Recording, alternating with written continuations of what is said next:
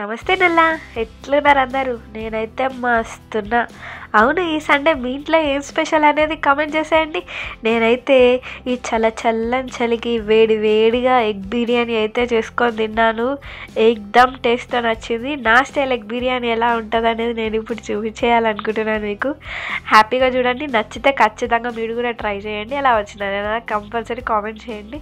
And will go in to the procedure. నేను దీనికోసం అయితే ఒక 3 పెద్ద సైజ్ ఆనియన్స్ తీసుకున్నాను అండ్ అలాగే 6 బాయిల్డ్ ఎగ్స్. అండ్ ఇక్కడ నేనైతే గీ యూస్ చేస్తున్నాను. నేను తీసుకున్నది cow ghee and cashews. So ఇందాక మనం నేనైతే 2 గ్లాసెస్ ఆఫ్ బియ్యం తీసుకున్నాను. అంటే కేజీ లెక్క చెప్పాలంటే 1/2 kg ఆఫ్ రైస్ అనమాట. సో ఈ రైస్ని మనం ఖచ్చితంగా ఒక 1 hour అయినా సోక్ చేయాలి, అంటే నానబెట్టుకోవాలి. ఆ లోపు నేనైతే ఇందాక తీసుకున్న ఆనియన్స్ని మంచిగా సన్నగా స్లైసెస్ లెక్క కట్ చేస్తున్నాను. చూస్తున్నారు కదా. సో ఇట్లా మనం అన్ని స్లైసెస్ లెక్క కట్ చేయండి. I love chopping vegetables. అసలు నాకు మస్తు ఇష్టం వెజిటేబుల్స్ చాప్ చేయడం అంటే. అండ్ అన్నీ అని చెప్పాను, కొన్ని వెజిటేబుల్స్ అయితే నాకు చాప్ చేయడం మస్తు ఇష్టం. చూస్తున్నారు కదా, ఇట్లా అన్ని ఆనియన్స్ అయితే స్లైసెస్గా చిన్న స్లైసెస్గా చేసి పెట్టుకోవాలి సన్నగా. అండ్ అట్లానే పచ్చిమిర్చి నేను ఇక్కడ 4 to 5 అయితే తీసుకున్నాను. మీకు స్పైసెస్కి తగ్గట్టు తీసుకోండి. సో ఇక్కడ పచ్చిమిర్చి మీకు ఎంతమందికి తెలుస్తుందో నాకు తెలీదు. పచ్చిమిర్చి కోసేదాన్ని బట్టి దాని టేస్ట్ తెలుస్తుందట. తర్వాత ఒక ప్యాన్ తీసుకొని ఆ ప్యాన్ వేడైన తర్వాత దాంట్లో ఒక 2 to 3 tablespoons నెయ్యి వేసుకుంటున్నాను. నెయ్యి వేసుకున్న తర్వాత అది కొంచెం వేడైన తర్వాత ఇందాక మనము క్యాష్యూస్ తీసుకున్నాం కదా, అదేనండి జీడిపప్పు వేసి మంచిగా అది కొంచెం గోల్డెన్ బ్రౌన్ కలర్ వచ్చే వరకు ఫ్రై చేయాలి.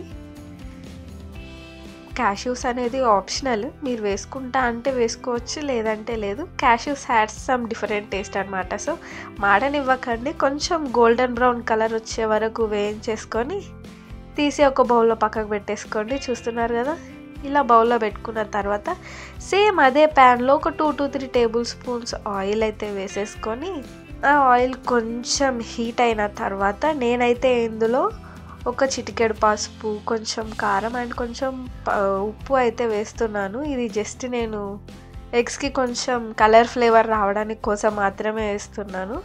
సో మీకు వద్దనుకుంటే స్కిప్ చేసుకోవచ్చు, నో ప్రాబ్లం.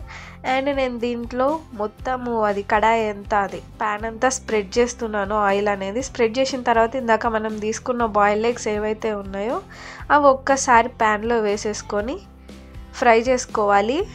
అండ్ ఒకటి గుర్తుపెట్టుకోండి, ఫ్రై చేసుకునేటప్పుడు వేసిన వెంటనే గరిట పెట్టకండి, ఎందుకంటే ఆ బాయిల్డ్ ఎగ్స్ అనేవి విరిగిపోయే ఛాన్సెస్ ఉన్నాయి. సో ఆ ప్యాన్ని పట్టుకొని తిప్పండి. అవి కొంచెం ఫ్రై అయిన తర్వాత మీరు గరిట యూస్ చేసుకోవచ్చు. సో ఇట్లా మంచిగా ఫ్రై అయిపోయిన తర్వాత ఎగ్స్ని తీసుకొని పక్కకు పెట్టేసుకోవాలి. ఎంత కలర్ఫుల్గా కనిపిస్తున్నాయో కదా ఎగ్స్ అయితే.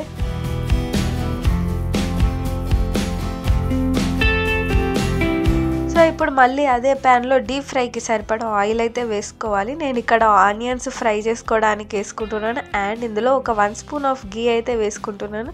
ఇది కూడా ఆప్షనలే. నాకు ఇక్కడ ఆనియన్స్ ఫ్రై చేసేటప్పుడు కొంచెం గీ ఫ్లేవర్ వస్తుంది కాబట్టి నేను గీ అయితే యాడ్ చేసుకున్నాను ఆయిల్లో. సో ఆయిల్ కొంచెం వేడెక్కిన తర్వాత ఇందాక మనం కట్ చేసి పెట్టుకున్న ఆనియన్స్ ఏవైతే ఉన్నాయో అవి మీడియం ఫ్లేమ్లో మాత్రమే ఫ్రై చేసుకోవాలి. అట్లా అయితేనే అవి కొంచెం క్రిస్పీగా వస్తాయి. అవి బాగా మాడనివ్వకండి, అలా అని పచ్చిగా ఉండనివ్వకండి. ఇట్లా గోల్డెన్ బ్రౌన్ కలర్ కొంచెం లైట్గా వస్తుంది అన్నప్పుడే తీసేసుకుంటే బెటర్. ఎందుకంటే మనకు తీయడానికి టైం పడుతుంది కాబట్టి అన్నీ ఒకసారి తీయలేం కదా, మాడిపోయే ఛాన్సెస్ ఉన్నాయి. కాబట్టి కొంచెం గోల్డెన్ బ్రౌన్ కలర్ వచ్చింది అన్నప్పుడు తీసేసుకోండి. చూస్తున్నారు కదా, ఇక్కడైతే నేను బియ్యం అయితే నానిపోయాయి. దాంట్లో నేను ఒకసారి మళ్ళీ వాష్ చేసేసి అదే రైస్లో బిర్యానీ స్పైసెస్ అయితే వేస్తున్నాను. ఇలాచి, చెక్క, లవంగాలు, షాజీరా సంథింగ్ ఇక అవన్నీ నాకు ఏమంటారనేది నాకు తెలియదు. సో నేను బిర్యానీ మసాలా అంతా యాడ్ చేసుకున్నాను. దాంట్లోనే కొంచెం పుదీనా అండ్ సాల్ట్, కొత్తిమీర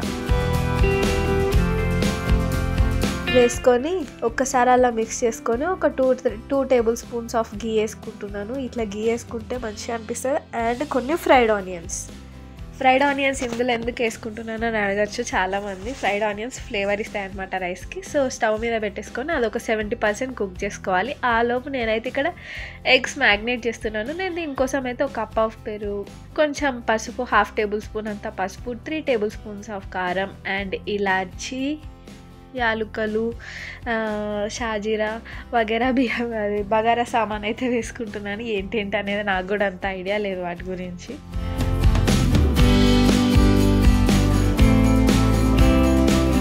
అంతే దాంట్లోనే కొంచెం గరం మసాలా, కొంచెం చికెన్ మసాలా అయితే వేసుకుంటున్నాను. వేసుకొని ఒక్కసారి అది కలిపేసుకోవాలి మంచిగా.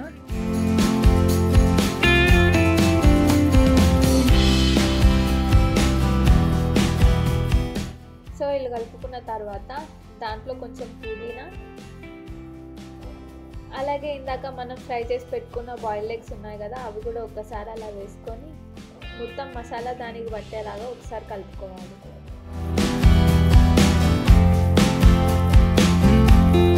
అండ్ ఇలా కలిపే ప్రాసెస్లో కూడా ఎగ్స్ విరిగే ఛాన్సెస్ ఉన్నాయి కాబట్టి ప్లీజ్ కొంచెం కాన్షియస్గా కలుపుకోండి.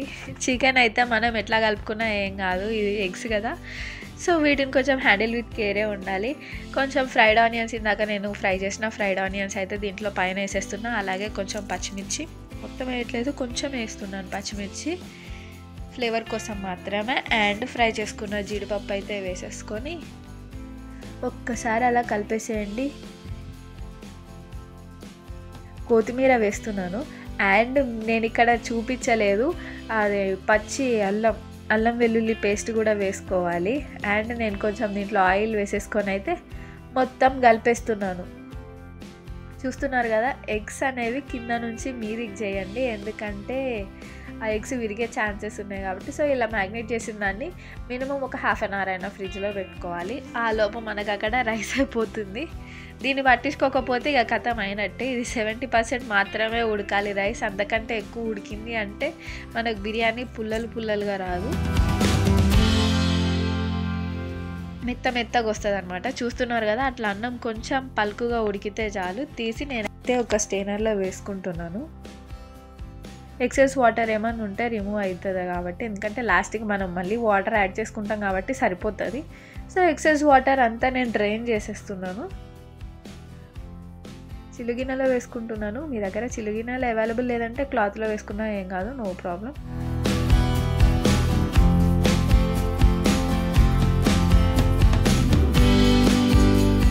అయితే క్రేజీ ఉడికింది. కరెక్ట్గా 70% అంటే 70% మాత్రమే ఉడికింది. సో ఇందాక మనం మ్యాగ్నేట్ చేసుకున్న ఎగ్స్ అయితే ఉన్నాయి కదా, చూస్తున్నారు ఎంత కలర్ఫుల్గా ఉంది కదా. సో దీంట్లో నేనైతే ఒక ప్యాన్ పెట్టుకొని, అంటే మనం బిర్యానీ దేంట్లో అయితే చేసుకోవాలనుకుంటున్నామో ఆ గంజు పెట్టుకొని దాంట్లో ఒక 2-3 టేబుల్ స్పూన్స్ ఆఫ్ ఆయిల్ వేసి ఇందాక మనం మ్యాగ్నేట్ చేసుకున్న ఎగ్ అయితే అందులో వేసేసి, సేమ్ అదే మసాలా మిగిలిపోయి ఉంటుంది కదా గిన్నెలో, సో దాంట్లోనే నేను కొంచెం వాటర్ అయితే యాడ్ చేసుకొని ఎగ్ దాంట్లో కలిపేస్తున్నాను. ఎందుకంటే ఆ మసాలా ఎందుకు వేస్ట్ చేయాలి, మనకు అక్కడ గ్రేవీ మంచిగా అనిపిస్తుంది. సో అందుకే ఆ మసాలాలో కొంచెం వాటర్ కలుపుకొని అయితే యాడ్ చేసినాను ఇందులో.